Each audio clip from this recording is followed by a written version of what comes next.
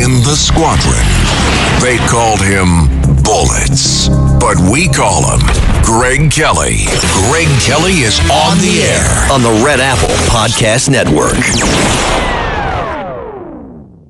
I'm dropping weight like crazy now, all right? Phased in some exercise. I don't get that hungry anymore. I eat scraps all day long. I eat my children's leftover breakfast, and that basically ties me over till dinner. They never finish their breakfast, and they don't like eating crusts. So I eat that.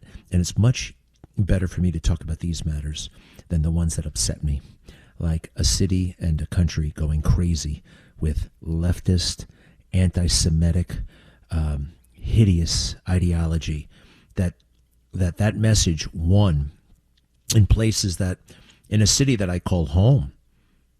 Who are these people? Now, on the bright side, there aren't that many of these people. I know. It's all about, Mamdani is a kingmaker. And nah, they keep voter turnout low, right? One of their many little tricks. When I first got back to New York, I was in the Marines for a long time. And then I came back, I left the Marines and I got a job upstate New York doing the news in the year 2000. And loved it up there, but, I think they paid me a little bit more than whatever. I wasn't making a lot of money, and I fell madly in love with this girl who lived in Washington, D.C., so I had to get the hell out of that area, Binghamton, New York. I had to get out. And I could tell, she was like, she could pick up that I wasn't exactly a big shot in media. I tried to keep her in the dark about that, but she knew. She still kind of loved me, I think. But so I worked like hell to get to New York City, New York 1, and I covered that campaign. And because it was a mayoral election year, Rudy Giuliani was out, covered all the Democrats primarily. It was a Democrat and Republicans: Herman Badillo, Mike Bloomberg, Peter Vallone, Fernando Ferrer, a couple of others. And 9/11 happened on September 10th. No, September 11th, of course. But I said September 10th because I remember the evening of September 10th so well. Walking home from New York One studio, and I'm like, I don't know what the hell, but I can't believe we're going to be done with this primary tomorrow. I felt like there was going to be a technical glitch. I had just finished covering those guys, and I just didn't feel like the campaign was over. I'm not saying I had a premonition, but I just couldn't believe that the campaign was ending the next day. But the next day was Tuesday, more than a week after Labor Day. So the people had time before the summer, even a little bit during the summer, but primarily, late August, early September. That was the mad dash. That was the mad dash to victory or defeat. And we don't have that anymore. They have it, and it's across the country. They put these silly primaries in random months. Well, you had it on the last day of school. Last day of school in New York, people are checked out, and that's what they want. Very few people actually turned out. Instead, just the maniacs. And this is everything to them. This is what it's all about, just this crap. And they carry the day. So we got to get a lot more active. We got to get a lot more creative. We got to get, I don't know. And we also have to get a lot less reactive. Half the news that I've heard about Dr. Fauci, right? Dr. Fauci and all that stuff, and I've been through it Friday night, Monday, Tuesday, going through the documents, listening to those messages and so many conservatives, they don't actually tell the story. All they do is get mad that liberals aren't telling the story. Hey, look at this. They're not telling the story. Look at this. Well, you tell the story first. Forget them. Tell the story. Don't be outraged all the time that somebody isn't doing what you think they should be doing. Just go ahead and do it. Try that on for size. This is a major, major problem that sane people have. And also, it's also to our credit. Conservatives, we want to be engaged, but we want to learn. We want to be enlightened. We're not going to beat the drum about one story. Oh, I already covered that. Oh, no. And we also downplay news, unless it's our news. Oh, no, I knew all that. Did you really know all of that? Well, I knew the gist of it, yes. What else is going on? Did you know the New York Times? No, shut up about the New York Times. Does your grandmother know all of it? Does your mom? Does your neighbor? A lot of people don't know, and they should know. A lot of people haven't heard these voicemail messages, haven't read these emails. It doesn't matter what the New York Times did. So we're way too reactive, and when we're reactive, what are we? We're not setting the narrative, and I hate that word narrative, right? Because sometimes just a bunch of stuff happens. But narrative, that's what the liberals like, right? A story has a beginning, a middle, and an end, a good guy and a bad guy, and all that stuff, right? A narrative. We complain about the narrative they set without setting a narrative or building a narrative of our own. It doesn't have to be a narrative, but at least getting the truth out there as aggressively and compellingly as possible. That's important. And it's blown off. It's blown off. And one other thing, because this is going to reverberate. I actually had a dream about this voicemail that I was sitting in the room with Fauci. And to be honest, afterward, I don't know what the hell I was doing with it, but I poured a great big bucket of Manhattan clam chowder right over his stupid head. I didn't hurt him. I just made him look foolish. Dr. Fauci telling that lady can't do this. That lady, this is not the way a doctor talks. This is the way a gangster talks. Cut 14. You think can be done about it? I have to say that I don't see a big solution other than some sort of mandatory vaccination. I know federal officials don't like to use that term. Once people feel empowered and protected legally, you are going to have schools, universities, and colleges are going to say, you want to come to this college, buddy? You're going to get vaccinated. Lady, you're going to get vaccinated. Yeah. Big corporations like Amazon and Facebook and all of those others are going to say, you want to work for us, you get vaccinated. And it's been proven that when you make it difficult for people in their lives, they lose their ideological bull and they get vaccinated. Well, it's also been proven that you were funding research at the Wuhan lab and that almost everything you were doing when you should have been worrying about our safety, our health, and allowing us to make decisions for ourselves and making that point, you were covering up, you were spinning, you were doing all kinds of awful things. And I haven't really gotten my hands around this whole thing. I had to see more documents. And then it clicked. It just clicked. I would watch those videos go viral with the best of them. Now here is RFK Jr. It's a very important moment about what Anthony Fauci did and this gain of function stuff. I thought gain of function was illegal. Gain of function. No, very like only the Chinese did it. No, I have it on White House stationery. Discussions about gain of function research, what it does. You take a disease and you make it worse and you make it highly transmissible. No doctor in the world, no military in the world. I was in the military. We don't want to make people sick. Why go through that trouble? Just blow them up if you want them dead. We got enough bombs. This doesn't seem effective. Also, I don't like the idea of killing innocent people in war. I want to minimize that. You can't control these gosh damn pathogens. What kind of military would do that? I don't want to. No, it can't happen. We got to find. This is crazy town, baby. RFK Jr., American hero. Cut 10. We're going to take a wild virus and we're going to make it more pathogenic, more virulent, more deadly. And then we're going to develop a vaccine for that. And that's classic gain-of-function research. Why are they doing that? What is the rationale for them doing that?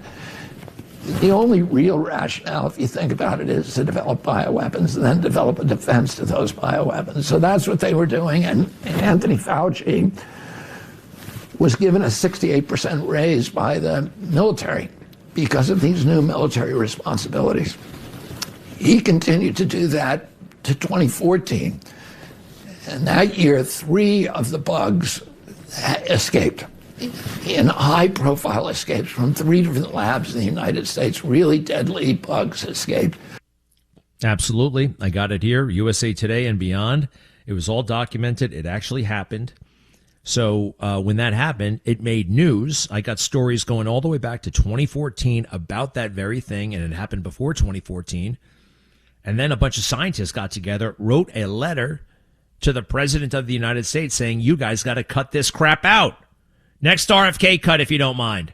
300 scientists sent a letter to President Obama asking him to shut down Anthony Fauci's research on gain of function, saying that it was highly likely that he would start a global pandemic with this kind of very dangerous research. And President Obama issued a moratorium and shut down 18 of the worst projects by Anthony Fauci, or ordered them shut.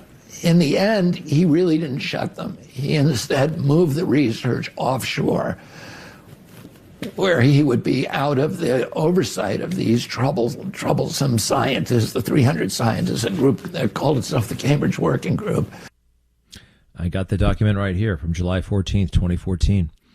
And they did that. You know, this is like the opposite of a bunch of intelligence people coming together and saying after the fact that the laptop from Russia is disinformation. The laptop from Hunter is from Russia and it's disinformation. So this is beforehand. This is 6 years before COVID. And they write that recent incidents involving smallpox, anthrax, bird flu, and other pathogens in the top U.S. laboratories remind us of the fallibility of even the most secure laboratories, reinforcing the urgent need for a thorough reassessment of biosafety. Such incidents have been accelerating and have been occurring on average over twice a week with regulated pathogens in academic and government labs across the country. An accidental infection with any pathogen is concerning, but accident risks with newly created potential pandemic pathogens raises grave new concerns. What the hell do we do with pandemic pathogens? Pandemic, epidemic, except across the globe, Pan-Am, all over the globe, everywhere. Laboratory creation of highly transmissible, novel strains of dangerous viruses, especially but not limited to influenza, poses substantially increased risks. An accidental infection in such a setting could trigger outbreaks that would be difficult or impossible to control. Historically, new strains of influenza, once they establish transmission in the human population, have infected a quarter or more of the world's population within 2 years. This is the kind of thing that should keep you up at night, right? Should have kept... No, Fauci just looked for a loophole. For any experiment, the expected net benefits should outweigh the risks. Experiments involving the creation of potential pandemic pathogens should be curtailed until there has been a quantitative, objective, and credible assessment of the risks, potential benefits, and so on. Signed by some of the top scientists in the world.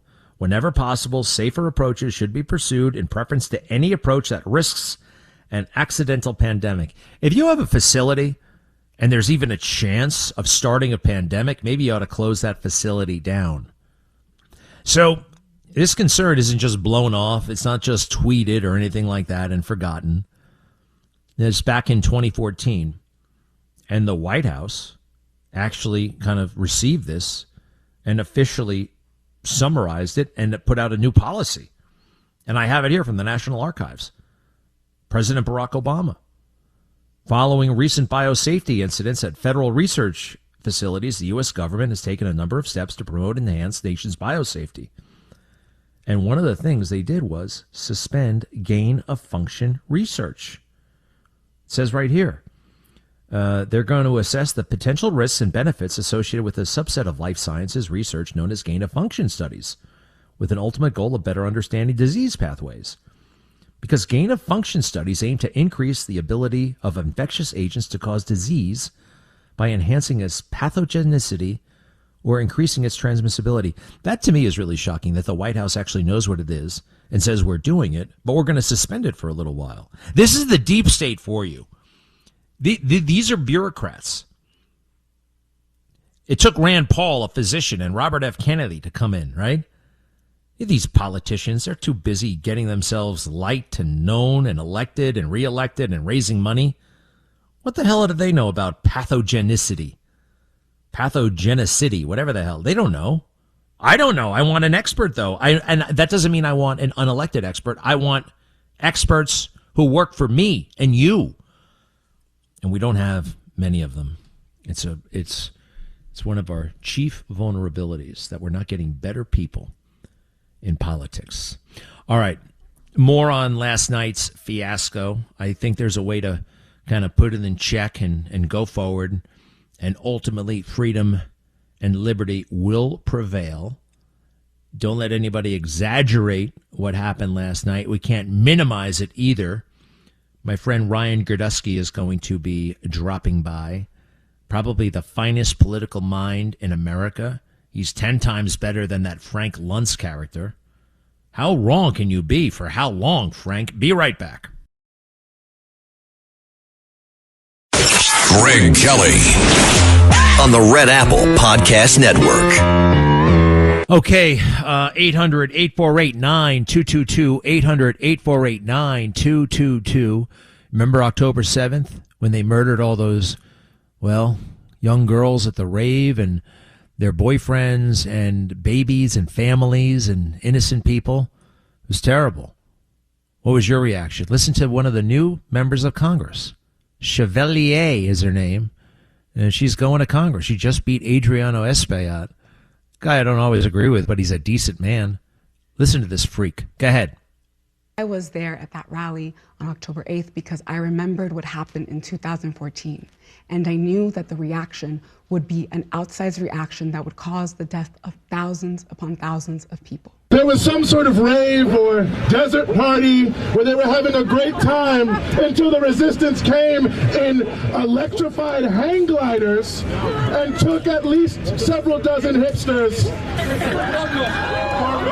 But I'm sure they're doing very fine despite what the New York Post says.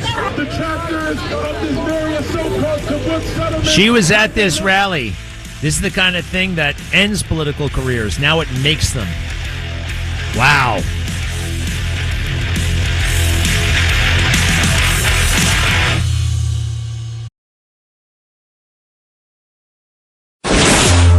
Greg Kelly, entertaining and informative on the Red Apple Podcast Network. I'm with the Palestinian Youth Movement. Thank you. Shut up, you idiots! Thank you all for being here, for raising your voices to celebrate the glorious victory of the resistance. Knock it off, knock it off. It makes me nauseous. Stop. All right. The socialists and, quite frankly, the Jew haters had a great night last night in New York City, winning congressional races all over the place. And what the hell is happening? What does it mean? We're joined by Ryan James Girdusky, native New Yorker, Roman Catholic, by the way, 1776 Project PAC, and he's got one of the best Substacks around, just a brilliant political mind. Ryan Girdusky, welcome back. How are you? What do you make of last night? Good. Thanks for having me. You know, it was a really good night for not just for socialists, but for New York transplants, because those are the people who were electing them, and those were the ones who were really active. You know, these results weren't humongous. It wasn't like the Mamdani primary where there were unbelievable numbers of people coming out.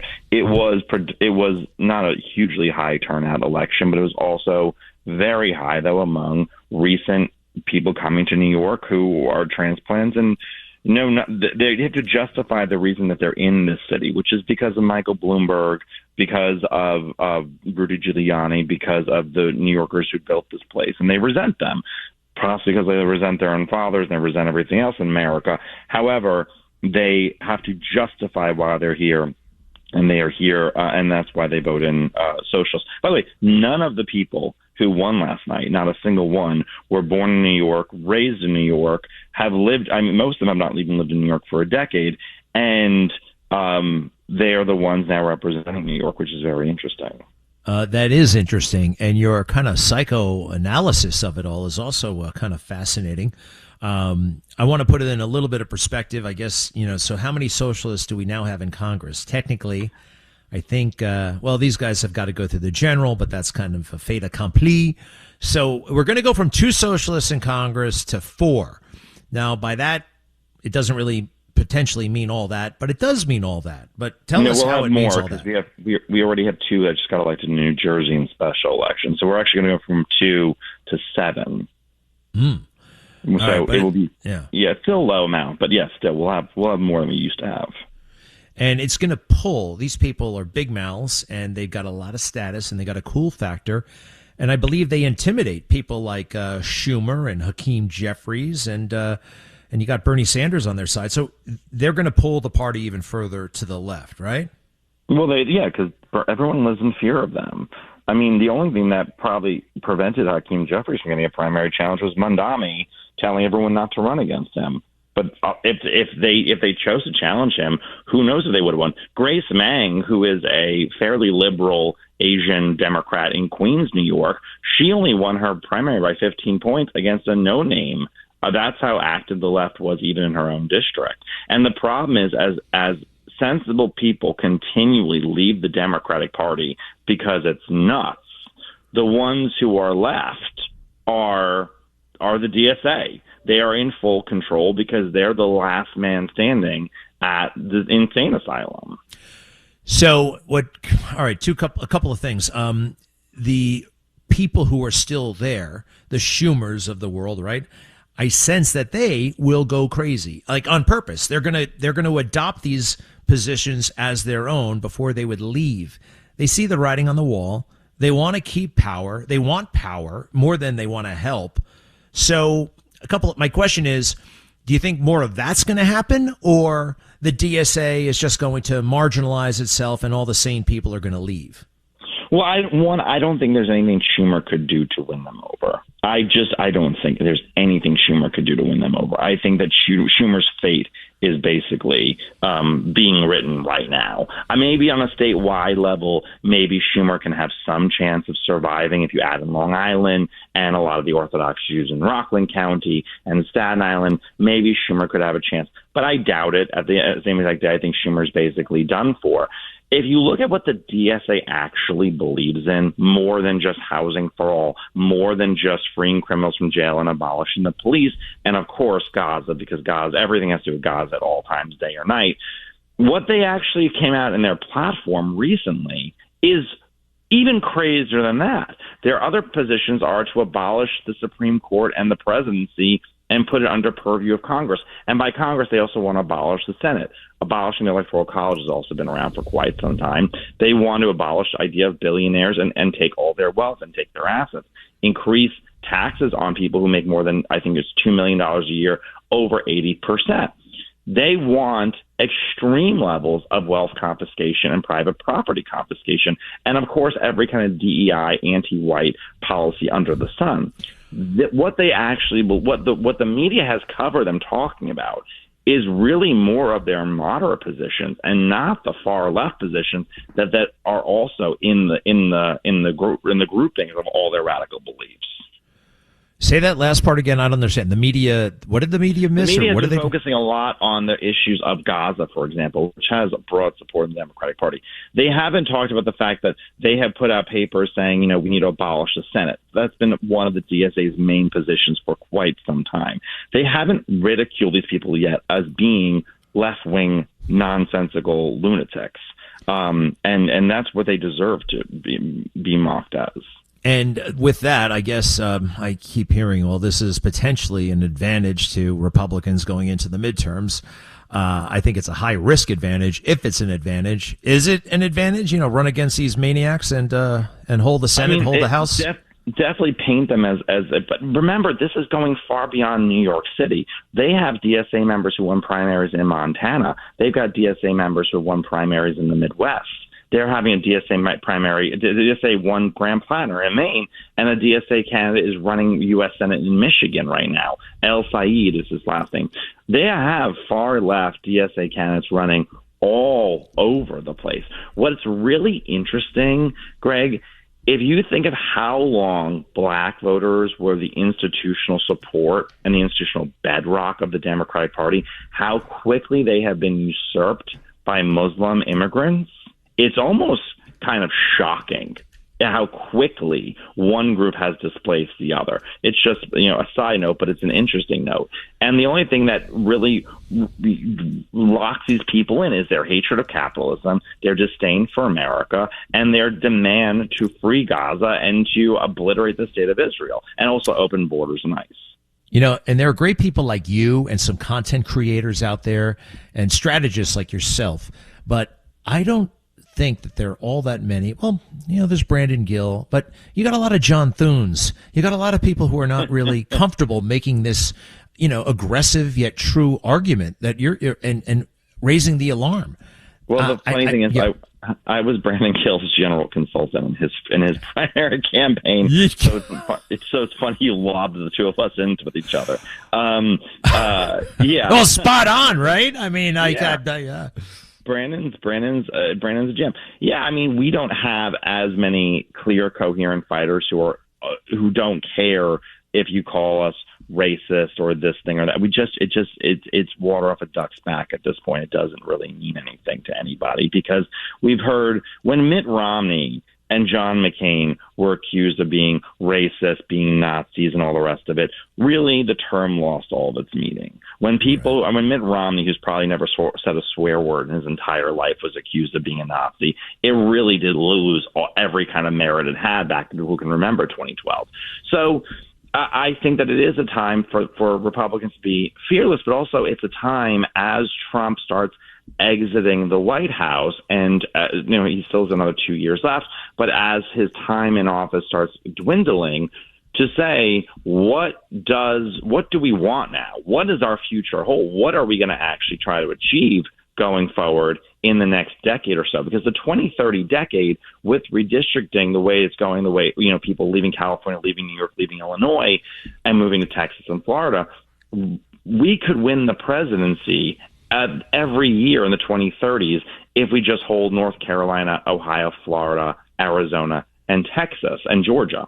We don't need Pennsylvania, Michigan, Wisconsin anymore. We don't need New Hampshire, Minnesota, New Mexico. We don't have to reach any of these states. We just have to reach the states that voted for Trump either in 3 of the last 3 elections or 2 of the last 3 elections. So winning the White House becomes much easier, but having something to really campaign on is what they have a clear, coherent, tangible set of policies that people can understand, even if they're wackadoodle leftists and they're nuts. They're tangible. What is our counter? Well, how about strong borders, not getting into dopey wars and losing them? Free enterprise, capitalism is okay. I think they're good. I think our messaging, we can handle the messaging. A lot of people talk about messaging and they don't talk about. No, I understand messaging is important, but sometimes everybody tangible. Building a wall is tangible. Everyone knows what you mean. When you say free markets, not everyone knows what that means, believe it or not.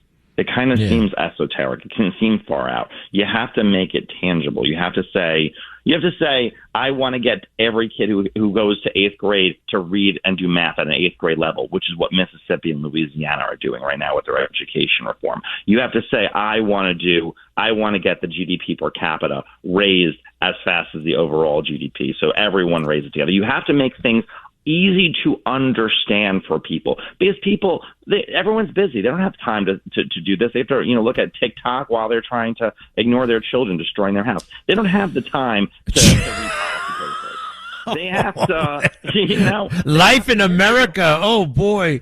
No, I listen. Something else. I'd love to get your take on this, and it's a growing concern of mine that conservative media, and I love conservative media, right? I'm in conservative media, but too many people in conservative media are just reactive and very kind of complaint-oriented about dominant media.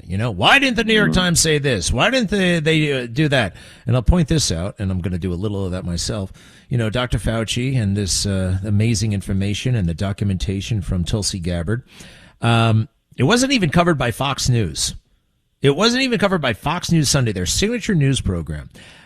Granted, nobody else covered it, but and we still don't have an organ that I think does enough. We do have some, but enough of the heavy lifting to set a narrative that is truthful and healthy, and let others complain about that instead of us sitting around and complaining about them all the time. Does that make sense? Is there an opportunity there? I will tell you right now, so my nonprofit, the 1776 Project Foundation, we're suing LA Unified for racial discrimination against white students, and the DOJ is siding with us, and the ACLU is siding with LA, and it's a major lawsuit. The New York Times covered it. Not a single right-wing outlet covered it, except for the New York Post. I give them credit. Aside from them, no one else would cover it. And when I reached out to one of the hosts in specific, a big name that you would know, I said, can you cover this? They said, I would love to, but I have to talk about Prince Harry and whatever his wife's name is today on the show. And I was like, seriously? That's what you're talking about? A lot of, and everyone who's followed the blame game of attacking each other from, I don't even, you know who I'm talking about. I don't even go everyone's names, but everyone who's attacked each other in the last year and a half on conservative media, they've spent so much time doing, their version of a reality show where they all hate each other and they were all once best friends, is so nauseating to people because it really doesn't get to either anything good going on or anything bad worth fixing. And you lose people's interest after a while. There's only so much of high school that I can still take at this point in my life. And that's really what a lot of conservative media has boiled themselves down to. Yeah, no, it's got to be fixed. I've got some thoughts on that for another time. And, the left, they never do it.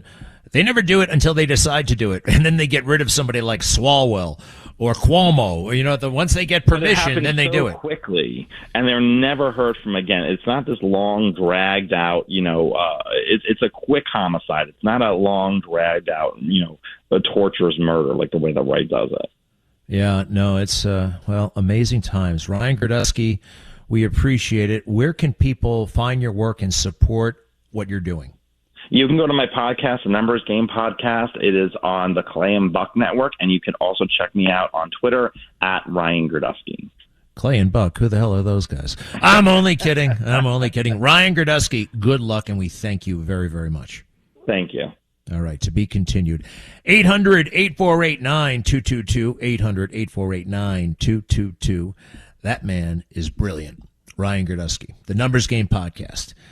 And say hello. No, never mind. Never mind about those other guys. Good guys, but let's not talk about them right now. Be right back. Greg Kelly, entertaining and informative. On the Red Apple Podcast Network. So, here we are. What do we make of all that? Let's see here. Who's this? Rob in New Jersey. Yes, sir. Hi, Greg. So listening to your past guest and also one a few days ago, they both articulated something also extremely gently, maybe better than what the political consultants and candidates are willing to say. But I've been seeing it, observing it, feeling it in my community for probably close to 2 decades. And I have kids in the school, so I'm really sensitive to these issues. And what I think is my honest assessment, and I think it's a battle that's already lost, is that between the population demographic growth rates and the unchecked immigration, the assimilation from a cultural standpoint is at near zero in a way that used to be required when my own mother, who was an immigrant, came over. So it's not so much an anti-immigrant sentiment, I don't think. It is a complete refusal to participate in the country as it was built and as it was. And let me give you some really small local examples. If you go to a local soccer field, it is the United Nations, understandably so.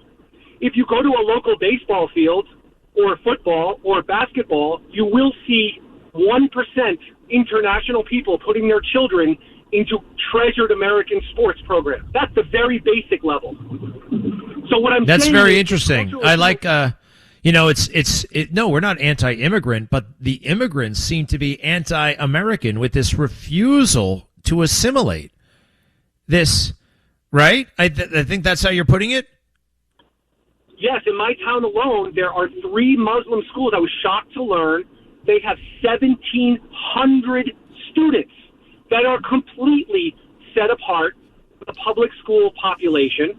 The ones that do go to public school, with the exception of soccer and some academic things to their credit, barely participate in school and so forth. And so while on the one hand you really want to respect people's religion and the way they dress, and that kind of assimilation is not necessary in our society.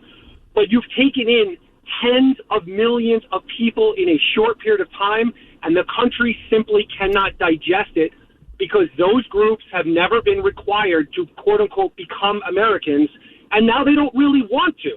And what baffles me from a political standpoint is most of these people come from completely failed, what we used to call third world countries, places that they fled from. They know the dangers, and yet many of their offspring, at least, wants to replicate those systems around the world. It makes no sense. You put it in context rather beautifully, and it is confounding. And people get very uncomfortable when you're saying, like, do I totally agree with you, by the way, but there are a lot of people, especially people with power, will be like, oh no, I don't know what I should say to this guy. It sounds like I could get in trouble, and let alone doing anything. They don't want to even say anything. And then it takes, like, what do we do about it?